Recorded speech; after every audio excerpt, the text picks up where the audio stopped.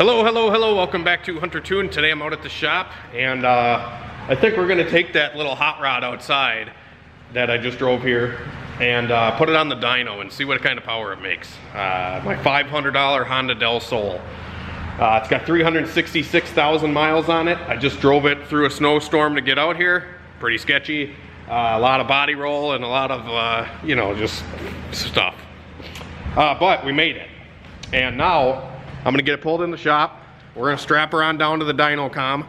And I don't know, we're gonna see what she can do.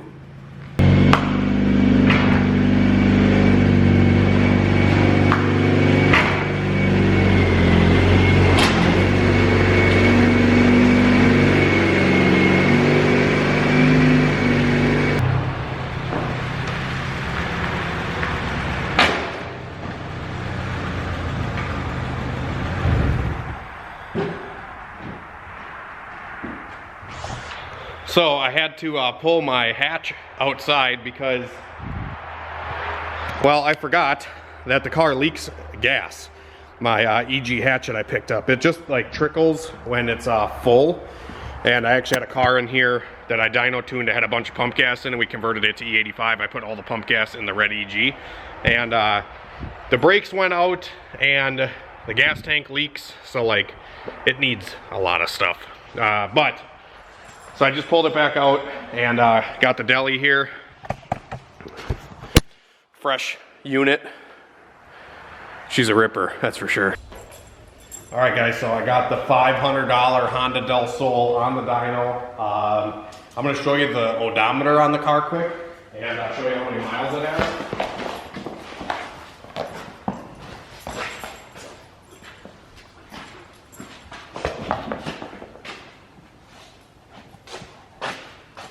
Can you see that? In Roxy language, that is 366,141 miles. So if you guys saw the last video on this car, we picked it up and it had a busted timing belt tensioner and the bolt in the block was stripped out. I since fixed it. I put like 30 miles on it, and I just drove it out here tonight, out to the shop. It's running great, and it's been a ton of fun just beating around in the snow and having fun up here in Wisconsin.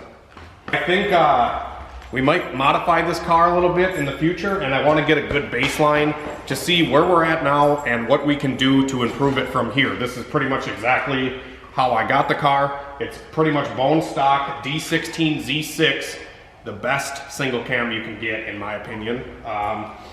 They have the best oiling, and they tend to make the best power out of like all the different D series in completely stock form. So maybe there is some others out there that are comparable, but I think the Z6 is best platform to build on for those reasons I stated earlier about the good oiling and everything like that. So it has a stock header. I think it still has a catalytic converter on it. I'm not 100% sure. And then it has like a Skunk 2 muffler can. It's got a big cannon on the back.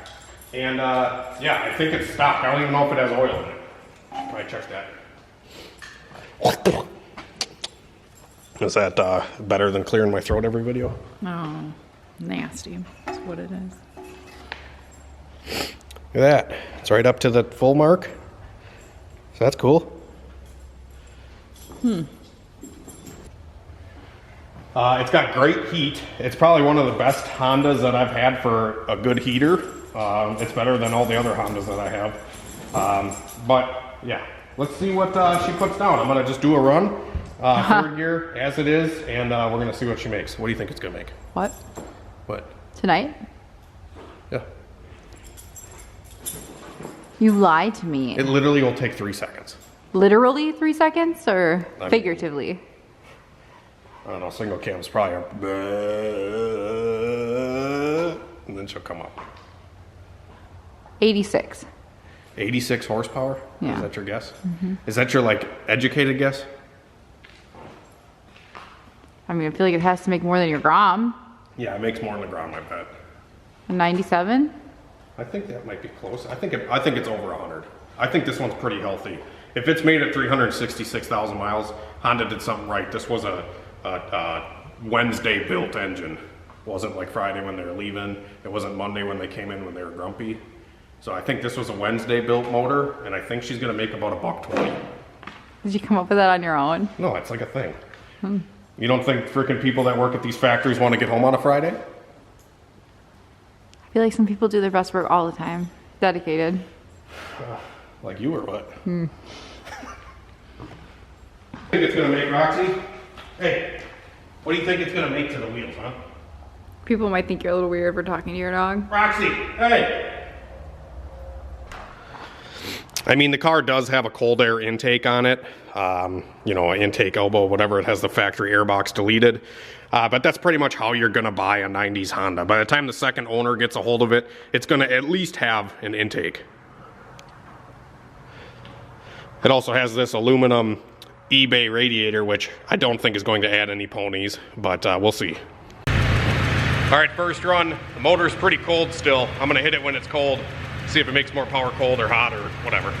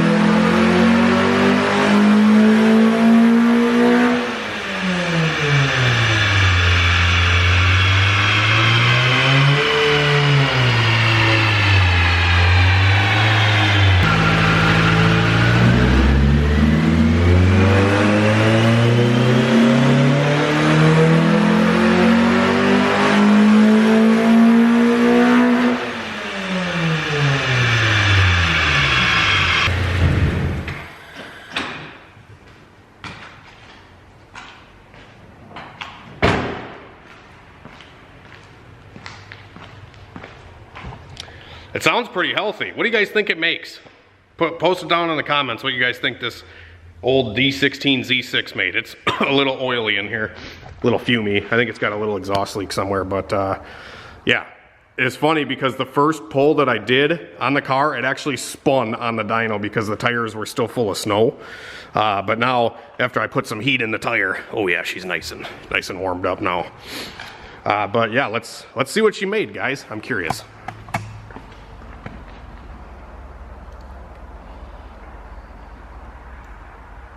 $140 horsepower. What? Are you kidding me? Holy crap. I did not think this thing was that healthy.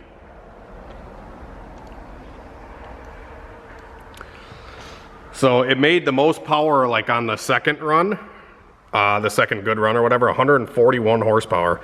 And 140.7 here, 118 foot-pounds of torque, and it repeated pretty much every run throughout. So I ran it like 7,500 or so, and peak power was damn near redline. So like around 7K, this thing was making its most power. 6,700. Wow. I really did not think an old clapped out Z6 would make that much power. I'm really curious now what like my D15 makes. I bet you the D15 only makes like 100 horsepower. And the VTEC head and everything on the Z6 really makes a difference. And especially like short gear transmission and stuff like that, it doesn't have a lot of drivetrain loss. This is a pretty good start, I think, for a little single cam build. Start with something healthy from the get-go, and your results, once you turbocharge it and do anything else, everything else is just going to compound on top of what we already did here. All right, guys, so that was an uncorrected number. I'm gonna do another run now with the correction on for the temperature and stuff like that. It shouldn't make a huge difference, but we're gonna find out and see how much difference the correction is gonna make here. And you can see, you can hear this thing roar out the tailpipe.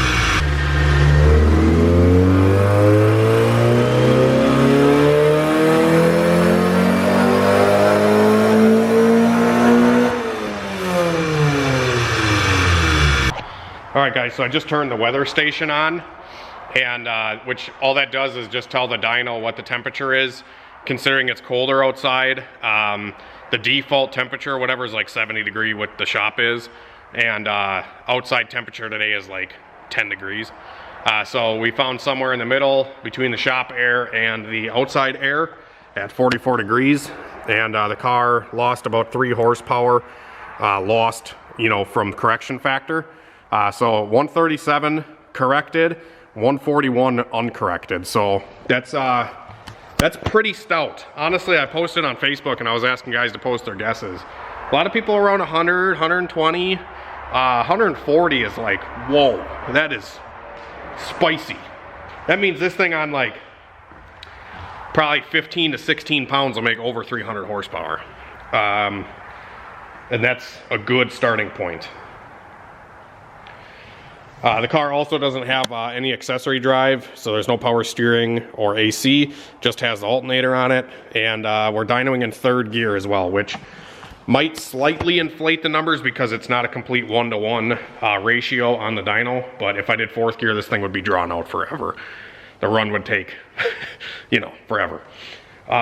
So maybe I'll do 1 in 4th and we'll compare the numbers in 4th, but I'm telling you guys, when I was driving this thing the other day, it feels stout. Like for a single cam, this thing, it barks. Man, it's got me really thinking of what we can do to this thing to spunk it up even more. It just sucks because the car it's in, the Del Sol, even driving it out here tonight, like when you hit the brakes, it just feels like the back left wants to come up, the front right wants to dive. Like you give it gas and it does the opposite. It just feels like it has a lot of body movement and stuff like that. Some of that can be drawn out through the suspension, through, you know, the stock struts and stuff like that. I don't know if the thing might need a tie rod end or who knows. But a lot of it is through the chassis itself. They do tend to flex quite a bit because they are a T-top car, so they don't have as much like structural rigidity to them. But I think it makes it that much more fun of a car to go rip around in. Half the time, if it ain't sketchy, it ain't fun, you know, so. Yeah, what a beast of a little single cam. And I truly do not know if this engine was ever rebuilt or anything like that. And we're debating on turboing it as is, or do we not waste our time with the stock engine and just see what we can do with a built motor, because these rods are pretty small if they're stock, and they tend to break at like 250 horsepower is about the rule of thumb that a lot of guys claim where the rods break. But I was thinking about doing a series of where we can turbo this thing and see what we can get out of the stock motor, because I do have a spare D16 Z6 over here that we could build up on the side. So whenever this thing does explode, we could put a new one in. I just don't really want to break it because the Z6 stuff is getting a little harder to find nowadays, to find a good Z6 that's healthy. And that one is, so I don't really want to kill it. I'd rather use the block and head and stuff and use it as a builder, but I got this one off of Facebook Market for $100 like a couple months ago. The guy cleaned out a, I don't know if it was a rummage sale or something. They just had a motor. He didn't even know what it was, but I knew it was a Z6. So I went and gave him $100 for it, And he didn't tell me if it ran or nothing. It maybe is broken, I have no idea. But I got another Z6 here. I'm hoping it's good. But that might be the one that we build, and the one that's in there, I don't know. You guys tell me. The clutch is really tired. It slips pretty easily. Like if I dump the clutch, it just and then it grabs kind of thing. So, yeah, I did not think this thing was going to make that much power, but I've never actually dynoed a stock single cam. A lot of guys bring me B series stuff to dyno tune, so a little change of pace here, and it's fun. This is cool. So I'm excited to see what else we can do with this thing and what's to come. You guys leave your suggestions down in the comments, what we should do to this thing. And yeah, Christine used to have one of these cars. Christine.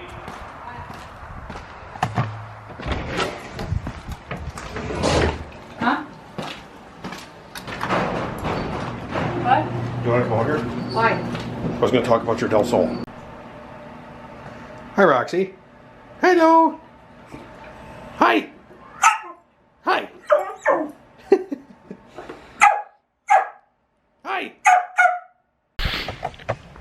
For comparison, I think the other all-motor single cam that I did on my dyno was a D16 A6 that I built up for a road race customer, and I did high compression pistons in it, and I ported the head slightly and did a camshaft in the A6, like a regrind cam, and it made about the same power as this. So built up A6 or stock Z6 seemed to be pretty comparable.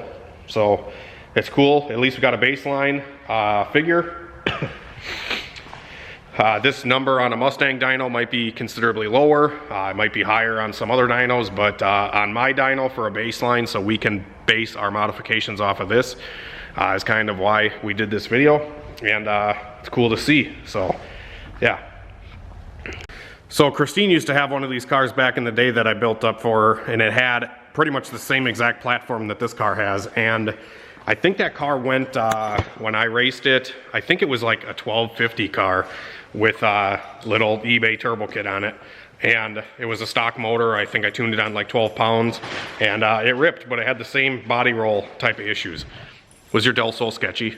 Oh, no, I decided I don't want to do this. Come on. Look at me. I actually have this 4-door over here that I don't know what I'm going to do with, but it does have a set of wheels on it that I could maybe use. Let me take her in the freaking What I want to do with the car is get rid of the steering wheel, because the stock steering wheel on this car really kind of sucks. And it's like in its highest position on the tilt, it's still too low. And I feel like the steering wheel comes out too far, so I want to try to get maybe a slimmer steering wheel for it. Just to make it a little bit more driver friendly. But the e-brake works. It's a drift missile. I still have not even looked in the trunk of this car. We're gonna do that real quick. I think the trunk pop is somewhere in the glove box, maybe, on this thing. Like it has a button somewhere, maybe. I can't remember.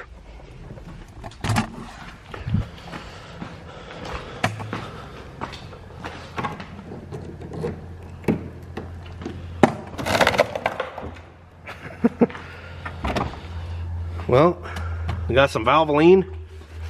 Oh shit, got a couple quarts of oil here. That's cool. It looks like this guy actually did kind of probably take care of this car. Looks like there's a cam seal or something in here. I don't know exactly what this is, but it looks like a little seal kit. There's the power steering pump. Maybe that's the seals for that. I don't know. We got a oil filter. But I'm with him, you know, just add. You drop the filter once in a while and just keep adding, kind of thing. It looks like what he was doing. It looks like we got some coolant here too. I'm gonna add that to the shop. It's cool because these cars, this is where you put the T-tops when you take them down. So it's got a spot for those. That's pretty cool. All that looks awesome. So yeah. that's probably going to do it for this video, guys. Hopefully you enjoyed it. The little $500 Del Sol did not disappoint. Let's get one more look at that power curve quick.